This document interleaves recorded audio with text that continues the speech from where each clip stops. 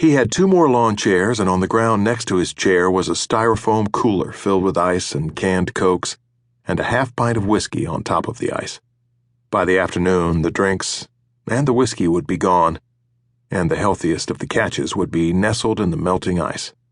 He had figured he'd spend the late afternoon skinning and filleting the fish, and by tomorrow they would be sitting around the kitchen table with fried fish and hush puppies, and he'd get the woman to make coleslaw, and then they could sit on the back porch with coffee and look out across the land that always seemed more vast to him under the night sky. The line hit, and he reeled it in, and a catfish that needed a few more pounds flapped at the end of the line. He twisted the hook from its lip and walked to the edge of the water, and he set the fish into the water gently, and the fish squirmed and stirred up the mud and then disappeared.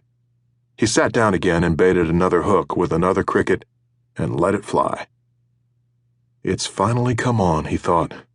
It's finally come on, though it didn't seem like it ever would, and I didn't think I'd be here to see it anyway.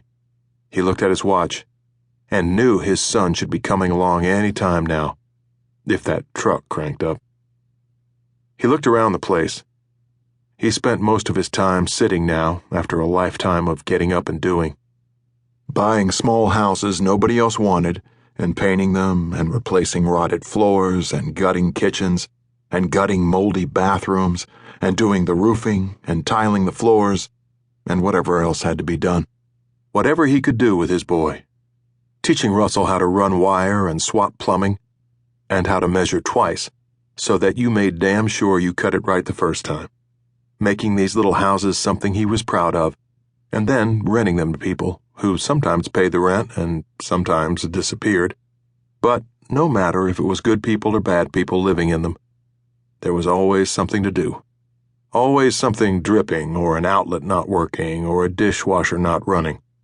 Always something to do, and if there wasn't something to do, there was always another little run-down house somewhere that nobody wanted, that was sitting there like a fallen tree in some forgotten forest, and he would buy it and bring it back to life.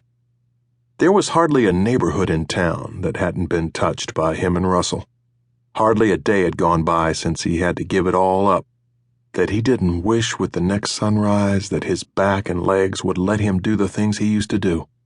And not a day had gone by since his boy had been taken up into the Delta and put behind those walls, that he hadn't prayed at night that God would keep him alive until Russell came back home. And here it was. He had prayed twice as hard after Liza passed, hated like hell that she never got to see him again, died with her boy locked up in that place, paying for what he had done. Mitchell had come home one evening and found her lying down in the backyard next to her tomato garden, work gloves on and sleeves rolled up, and lying folded like an old doll, eyes shut, a tranquil expression on her face. Gone. He hadn't thought much of death until then, but after she was buried, the thought of death seemed to follow him home from the gravesite.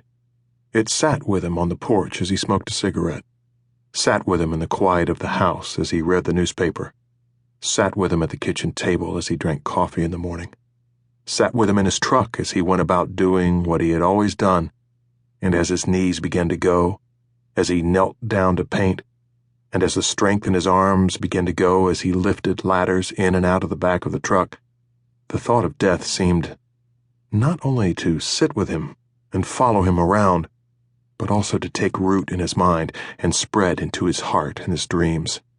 His muscles ached, and his joints ached, and his spirit ached. And though he prayed that he would see Russell come down that driveway again, he didn't much believe he would see it happen. Could tell by the way he felt. On several occasions he had written letters to Russell, trying to convey things to him that he didn't anticipate being able to say to him in person, but he had never mailed any of those letters, had ripped them into pieces and burned them on the dirt floor of the barn.